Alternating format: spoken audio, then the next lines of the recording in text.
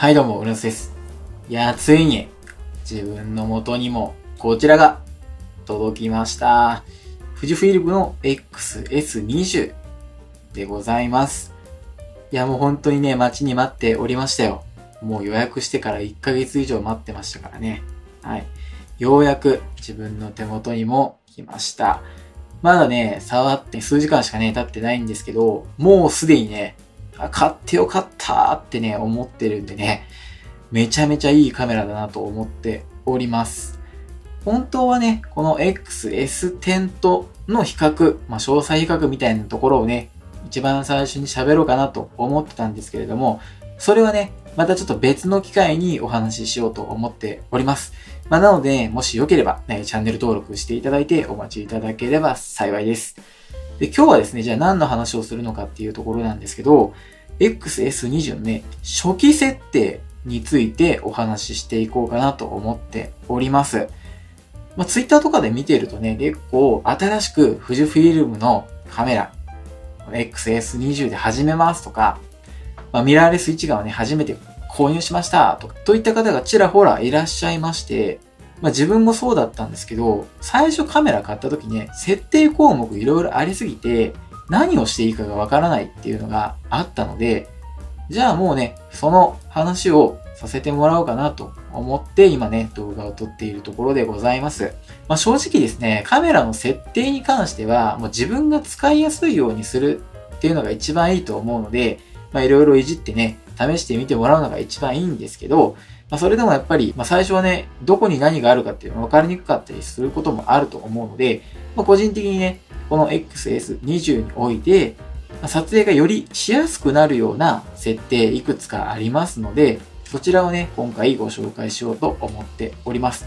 ではね、早速、画面をね、お見せしながら一緒に、設定の方をやっていければなと思っておりますので、やっていきましょう。はい。ではですね、早速設定の方をやっていきたいと思います。その前に一つだけ、もうね、皆さん保護フィルムは貼ってますでしょうか？液晶にね、貼るタイプのこういったフィルムがありまして、Amazon でね、1000円ぐらいで売ってるんでね、もしまだやってないよっていう方いらっしゃればですね、ぜひとも保護フィルムとか貼ってもらった方がいいと思いますので、やってみてください。あとね、外観のところ、もう XS10 とのね、比較の話は別で撮るって言ってたんですけど、テンション上がって言っちゃうんですけど、ちょっとね、かっこよくなってるわ、こいつ。なんかダイヤルとかもね、大きくなって回しやすくなってるし、ちょっとこの辺のね、角度がね、変わってね、イケメンになってますよ、こいつ。はい、ちょっと余談でしたね。では早速ね、設定の方を見ていきたいと思います。まず、メニューボタンを押していただくと、こんな感じの、右上からね、IQ で AF、MF でカメラのマークとフラッシュのマークと動画のマークとセットアップのところ、あとネットワーク USB 設定、マイメニューがね、あるんで、全部でタブでいくと、1、2、3、4、5、6、7、8。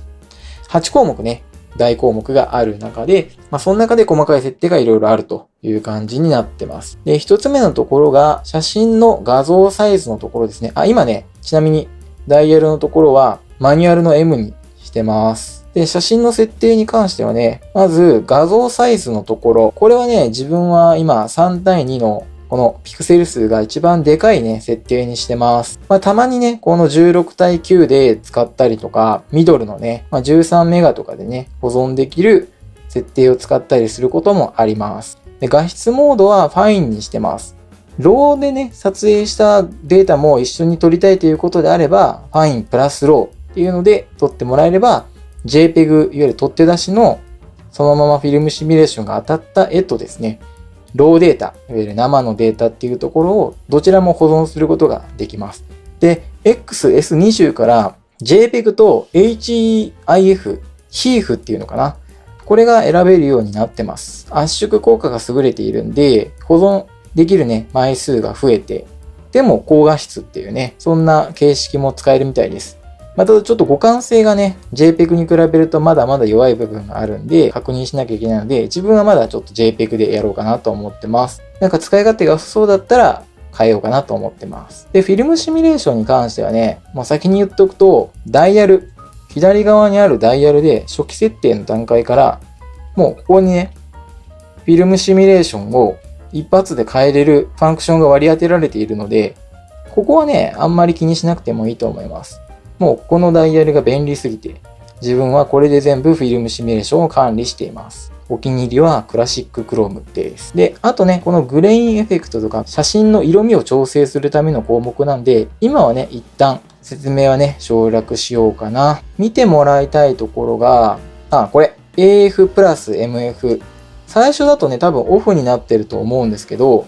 これをね、オンにしておくことによって、オートフォーカスなんですけど、ちょっとここ、ピント合いづらいなってなった時に、マニュアルフォーカスに、いちいち設定で変えなくても、これをしておけば、レンズの方のね、フォーカスリングをいじれば、マニュアルフォーカスに切り替えることができるので、これ結構重宝してます。で、最近自分はオールドレンズ、マニュアルフォーカスのレンズを使っているので、このマニュアルフォーカスのアシストもオンにしてます。使いやすいのはね、フォーカススピーキングかなと思います。フォーカスが合ってるところがちょっとね、今設定でブルーにしてますけど、青いね、ラインが見えるようになって、そこがピント合ってるよと教えてくれる機能になってます。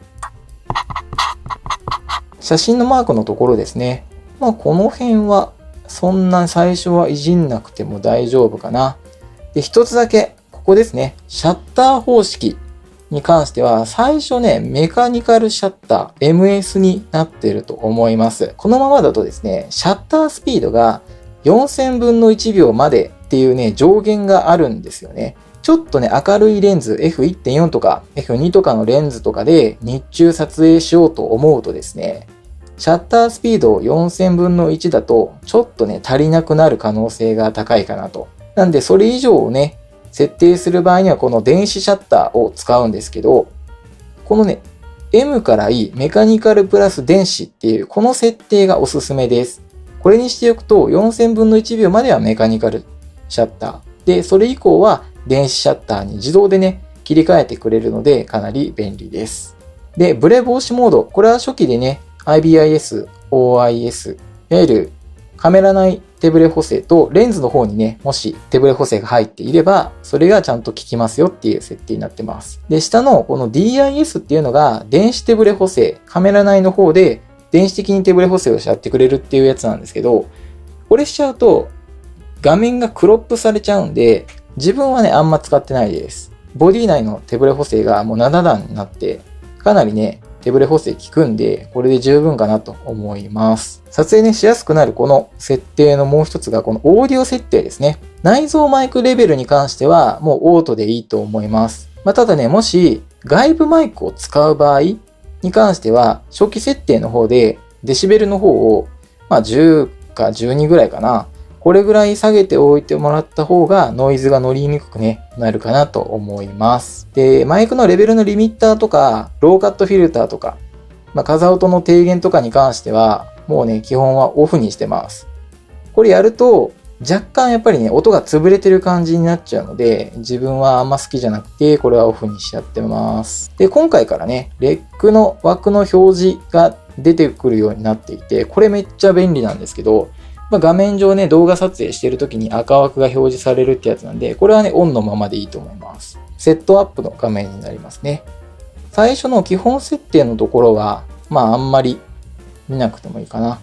で、個人的にはこのマイメニューっていうのをね、うまく使ってもらえれば一番便利になるかなと思うんですけど、今日はちょっとね、割愛します。で、この撮影画像の表示なんですけど、これをね、オンにしておくと、撮影した後に、ちゃんとね、その撮影した写真をね、この画面上で一回表示してくれるっていう機能になります。でも自分はね、結構確認しなくてもパシャパシャ撮って後でまとめてみたいタイプなんで、これはオフにしてます。で、縦横の自動回転表示、これはね、オンにしてます。結構最近縦でね、撮ることが多くなってきたんで、オンにしております。あとね、やっておいた方がいい設定のもう一つなんですけど、この電子水準器の設定ですね。今まで 2D しかなかったんですけど、3D のね、表示も増えてますね。これやっておくと、カメラのこういうバーがね、表示されて、水平になればこうやって緑になります。で、2D はこの横のね、この線だけなんですけど、3D の方に関しては、ここのね、縦の動きも、ちゃんと水平を取ってくれる2本目のバーがね、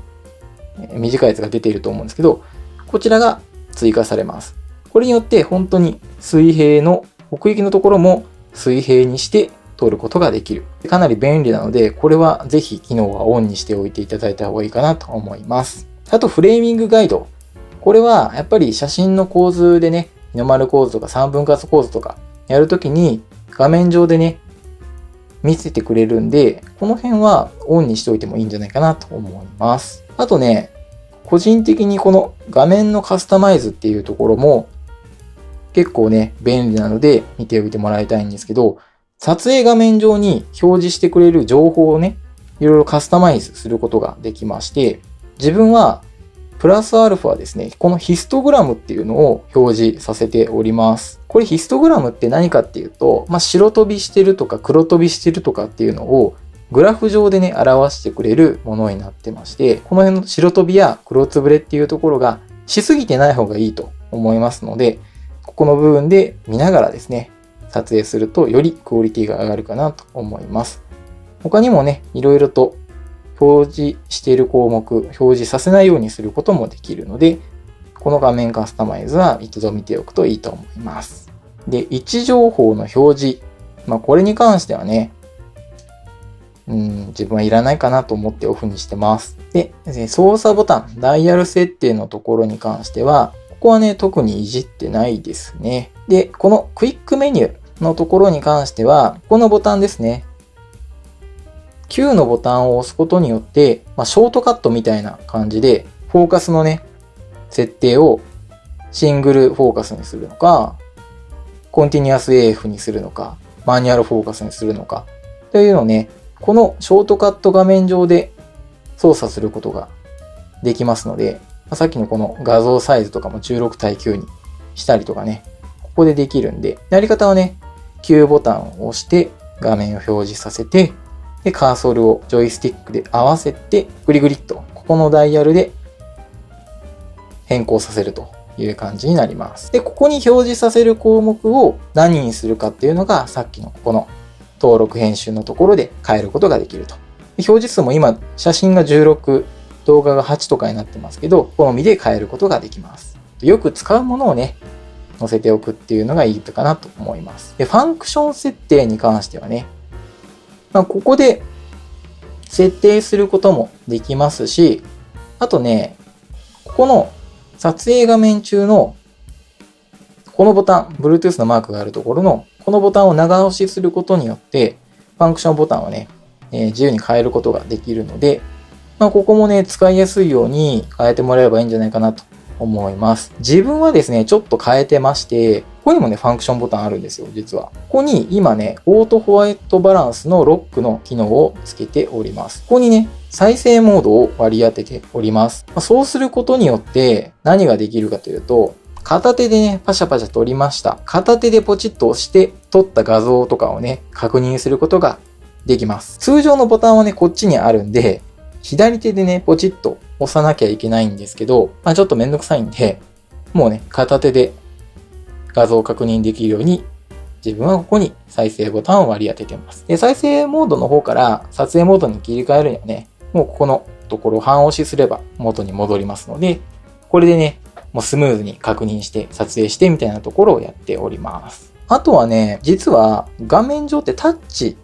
できるようになってまして、タッチパネルのね、スライドを上にしたり横にしたりすることによって、これもね、ショートカットとして使うことができるようになっていて、自分は上でそのヒストグラムの表示を変えたりとか、さっきの水準器を表示させないようにする割り当てだったりとかを画面上でつけております。例えば、この水準器ちょっと変えたいな、消したいなってなった時に、スッと下にやることで消すことができて、で、元にまた戻したいなってなったら、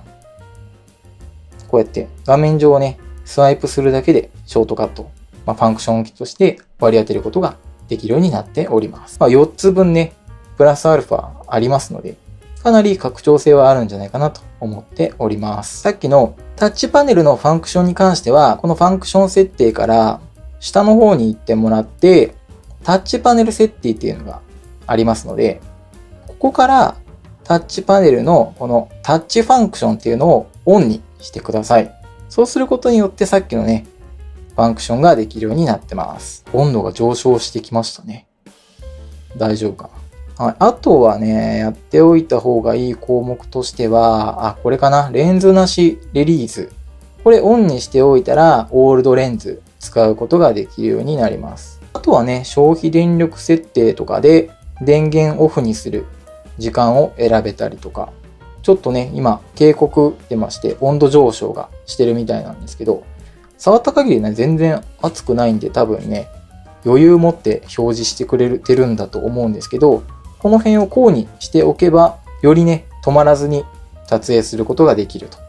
いうものになりますね。で、保存設定に関してはね、あんまりいじんなくてもいいと思います。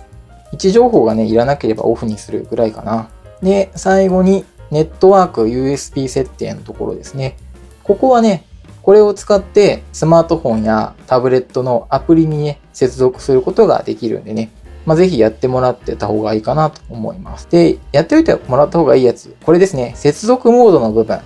最初は多分ウェブカメラになってると思うんですけど、ウェブカメラとして使う人であればこれでいいと思うんですが、おすすめはね、このカードリーダーの方です。やっぱりね、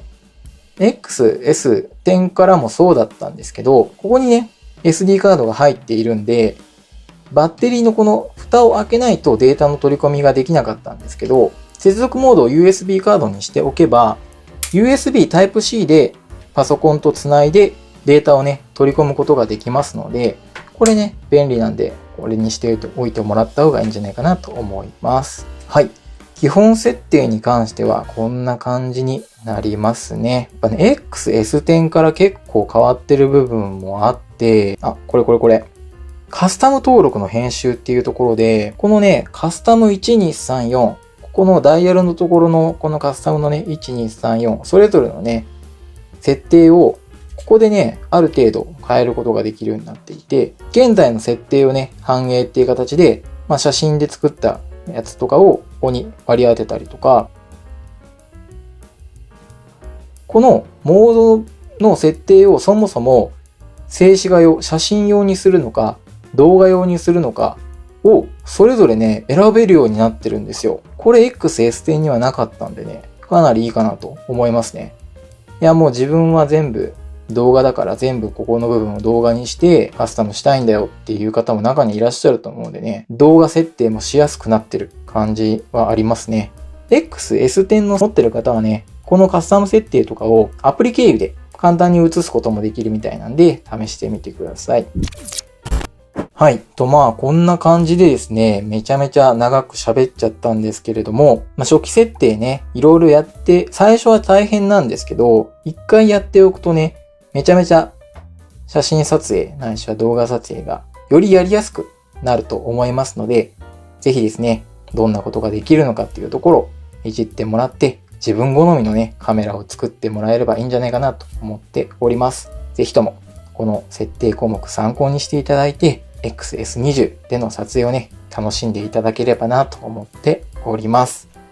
こんな感じでですね、自分のチャンネルでは、こういった撮影機材のお話、ないしは、デスク周りのガジェットとかのご紹介をさせていただいているチャンネルでございます。もしよければ、チャンネル登録、高評価もぜひぜひよろしくお願いいたします。次回はね、XS10 との比較みたいなところもいろいろやっていければなと思っております。では、また次回の動画でお会いしましょう。バイバイ。